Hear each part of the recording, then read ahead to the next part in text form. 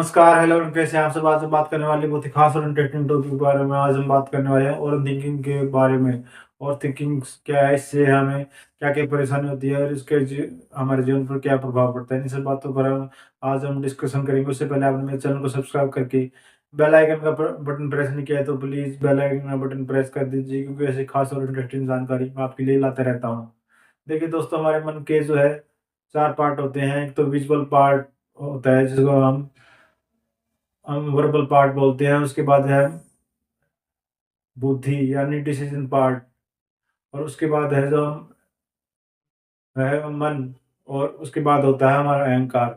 जो ये 4 पार्ट है, इसके द्वारा ही हम जो है ओवर थिंकिंग की अवसाद की भावना में फंसते जाते हैं। तो इनके द्वारा हम अपने इस अवसाद की भावना को कम कर सकते हैं और थिंकिंग को कम कर सकते हैं, इन पर लगाम लगाकर। देखिए दोस्तों, अगर हम अपने मन को समझा ले, किसी नेगेटिव विचार के बारे में अगर आने से रोक देता है मन, तो वहीं पर अवसाद की भावना खत्म हो जाती है। लेकिन अगर उसके बाद भी काम नहीं चलता, अगर मन अपना कार्य ढंग से नहीं कर पाता, तो उसके बाद जो है ये काम बुद्धि को करना पड़ता है।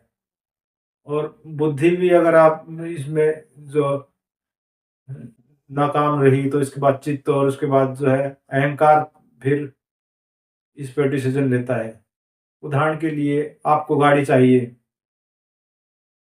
आपको कोई गाड़ी चाहिए, आपको गाड़ी पसंद आ गई है, तो आपका मन कहेगा कि इसे खरीद लिया जाए। ये आपके मन में विचार आया, उसके बाद जो चित्त है, विजुअल पार्ट है आपका जो है, वो इसको पिक्चराइज कर देगा। और पिक्चराइज करने के बाद जो है आप इसको उसके सपने देखने लगेंगे और उसको विजुअल देखने लगेंगे। उसके बाद जो है अहंकार, अहंकार जो है उसको और बढ़ावा देगा। हाँ, ये तो लेना ही चाहिए, ये तो इसे हमारे पास होनी ही चाहिए। उसके बाद जो बुद्धि, बुद्धि जो है उसका जो मेन काम होता है, फिर उसके बाद ये डिसीजन लेती है कि ये लेनी चाहिए या नहीं लेनी चाहिए। और फिर इस तरह से ये सब चक्कर चलता है। तो दोस्तों, अगर इनमें से एक भी पार्ट अगर अपना काम अच्छे से कर दे, तो हम अपने अवसाद की भावना से बच सकते हैं।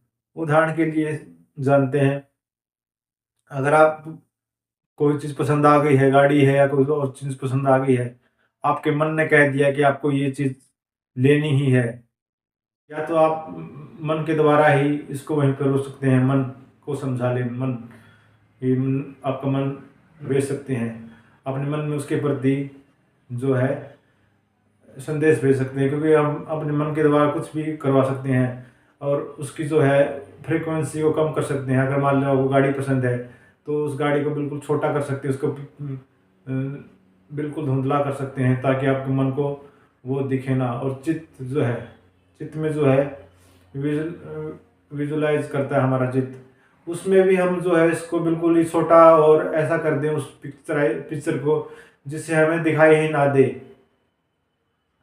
इससे जो है हमारा चित्त इस पे काम करके डिसीजन ले लेगा। और उसके द्वारा भी काम ना चले, तो अपने अहंकार को तोड़िए। अपने अहंकार को ये समझाइए, नहीं ये ठीक नहीं है, और जो है अपने अहंकार पे काम कीजिए। अहंकार समझाइए, नहीं ये चीज़ ठीक नहीं, ये मैं अहंकार बस ले रहा हूँ। और जो है अहंकार को त्यागने का सबसे अच्छा तरीका है कि ये होश में आने से ही होगा। जब अपने भावनाओं के प्रति सचेत होंगे कि मेरी जो मांग है वो गलत है, अपने मांग के प्रति आप होश से भर जाएंगे, जाग जाएंगे, तो आप पाएंगे कि ये आपका अहंकार है जो चला गया है और आपने अच्छे से डिसीजन ले लिया है। इससे आप ओवर थिंकिंग से आराम से बच पाएंगे। तो ये जो 4 पार्ट है, और उसके बाद है बुद्धि। जब ये तीनों पार्ट नाकाम हो जाए, उसके बाद बुद्धि का अंतिम निर्णय होता है।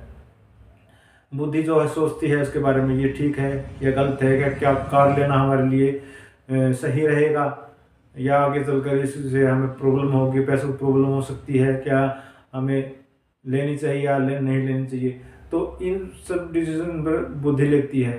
तो इनमें से अगर एक एक पार्ट आपका साथ दे, तो आप जो है ओवर थिंकिंग से बच सकते हैं। एनी सिचुएशन में आप इन पार्ट से काम लीजिए। अगर आप इन पार्ट से मदद मांगेंगे तो आपको ज़रूर मदद करेंगे। आप पाएंगे कि आपकी जो है ओवर थिंकिंग की समस्या बिल्कुल ख़त्म हो गई। आप विवेक से आप इन क्षमताओं का प्रयोग कीजिए। ये क्षमताएं आपके अंदर है, मन, बुद्धि, विवेक, विजुअलाइजेशन। अहंकार को त्यागिए, अपने अहंकार को दिशा दीजिए कि नहीं, ये हमारे लिए ठीक नहीं है।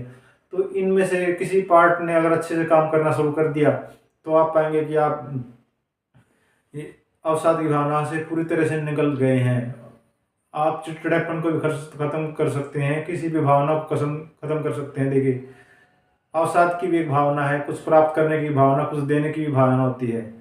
तो इन भावनाओं के द्वारा आप इनको भावनाओं को ख़त्म करके अपने अवसाद की स्थिति को बिल्कुल बाहर निकल सकते हैं और अपने जीवन में आनंद और संतोष का आगमन कर सकते हैं। और आप पाएंगे कि आपका जीवन ऊंचाइयों पर चला गया है। तो वीडियो कैसी लगी? वीडियो अच्छी लगी तो वीडियो को लाइक और चैनल को सब्सक्राइब करना ना भूलें। धन्यवाद।